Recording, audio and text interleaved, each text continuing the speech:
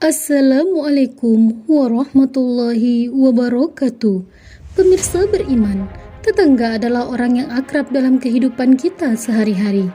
Tak jarang, tetangga adalah orang yang lebih dahulu tahu keadaan kita daripada kerabat yang tinggalnya berjauhan dengan kita. Saat kita sedang sakit ataupun tertimpa musibah, maka tetangga adalah orang pertama yang membantu kita. Jadi, tak heran jika Islam begitu menekankan kepada kita untuk berbuat baik kepada tetangga. Karena hubungan yang baik kepada tetangga akan mendatangkan kemaslahatan yang begitu besar. Rasulullah Shallallahu Alaihi Wasallam bersabda, "Dan berbuat baiklah kepada tetanggamu, niscaya engkau menjadi seorang muslim." Hadis riwayat Ibnu Majah. Dalam hadis yang lain, Rasulullah Shallallahu Alaihi Wasallam bersabda, "Barang siapa yang beriman kepada Allah dan hari akhir, hendaklah ia berbuat baik kepada tetangganya." Hadis riwayat Bukhari dan Muslim. Lalu, bagaimana adab dan etika yang baik kepada tetangga seperti yang dicontohkan oleh Rasulullah Shallallahu Alaihi Wasallam? Inilah ulasannya. Dari Aisyah radhiyallahu an berkata, "Wahai Rasulullah, saya memiliki dua tetangga, lalu manakah yang aku beri hadiah lebih dulu?"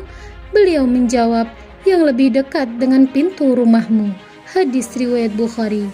Begitu pentingnya memuliakan tetangga, sampai-sampai Jibril mewasiatkan secara khusus tentang hal ini. Dari Aisyah radhiyallahu an, Nabi Shallallahu Alaihi Wasallam bersabda, "Jibril senantiasa mewasiatkan untuk berbuat baik terhadap tetangga, sehingga aku mengira tetangga juga akan mendapatkan harta waris." Hadis riwayat Bukhari. Berikut adalah adab dan etika dalam berbuat baik kepada tetangga. Yang pertama, senantiasa berbuat baik kepada tetangga. Senantiasa berbuat baik kepada tetangga sebagaimana kita menyukai kebaikan itu untuk diri sendiri. Memberikan hadiah kepada tetangga meskipun dengan sesuatu yang kecil, sebagaimana nasihat Rasulullah Shallallahu Alaihi Wasallam. Jika suatu kali engkau memasak sayur, maka perbanyaklah kuahnya. Kemudian perhatikanlah tetanggamu dan berikanlah mereka sebagiannya dengan cara yang pantas. Hadis riwayat Muslim. Kedua, ikut bergembira ketika tetangga mendapat kebaikan. Bergembira ketika tetangga kita mendapatkan kebaikan dan kebahagiaan, serta tidak bersikap iri dan dengki, sebagaimana sabda Rasulullah Shallallahu Alaihi Wasallam. "Dan demi zat yang jiwaku berada dalam genggamannya, tidaklah seseorang beriman hingga ia mencintai untuk tetangganya, atau beliau berkata, untuk saudaranya apa yang ia cintai untuk dirinya sendiri." Hadis riwayat Muslim. Ketiga, membantu tetangga yang sedang dalam kesusahan. Rasulullah Shallallahu Alaihi Wasallam bersabda, "Bukanlah seorang mukmin orang yang kenyang sementara tetangganya kelaparan di sampingnya." Hadis riwayat Bukhari. Hadis ini mengingatkan kita agar ketika tetangga tertimpa musibah, sebisa mungkin kita membantunya, baik dengan materi ataupun dengan moral. Dukungan lainnya seperti menghibur dan memberikan nasihat, menjenguknya dan mendoakan kesembuhannya ketika ia sedang sakit. Keempat, tidak menyakiti hati tetangga.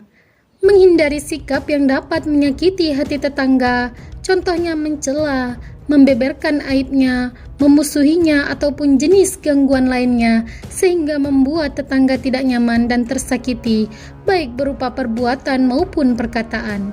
Nabi Shallallahu Alaihi Wasallam bersabda, "Tidak masuk surga seorang yang tetangganya tidak merasa aman dari kejahatannya." Hadis riwayat Bukhari. Kelima, menjenguk dan memenuhi undangan tetangga.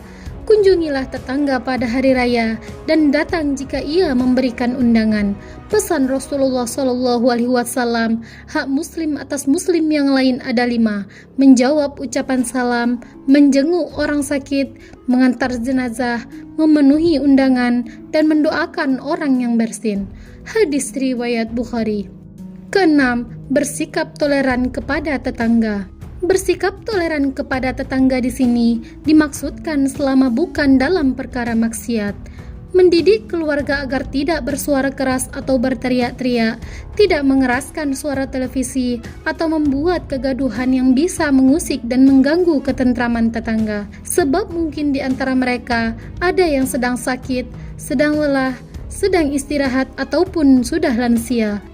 Rasulullah Shallallahu Alaihi Wasallam bersabda, sebaik-baik sahabat adalah yang paling baik terhadap sahabatnya, dan sebaik-baik tetangga adalah yang paling baik terhadap tetangganya. Hadis riwayat Tirmizi. Ketujuh, tidak bersikap kikir jika tetangga membutuhkan bantuan.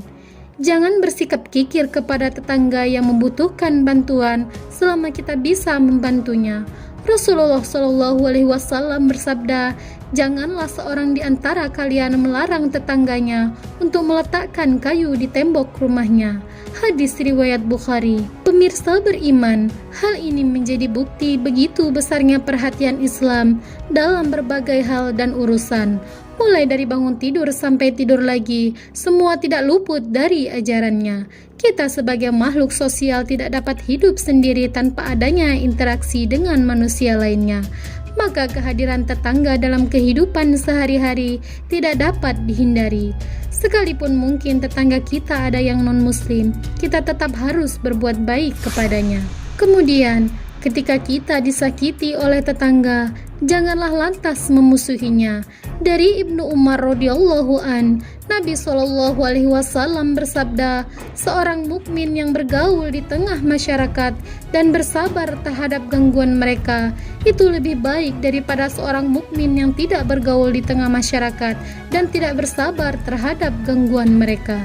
Hadis riwayat Tirmizi. Wallahu alam bisawab. Pemirsa beriman, dukung channel ini agar terus dapat menebar manfaat dengan cara klik like, subscribe, dan share. Wassalamualaikum warahmatullahi wabarakatuh.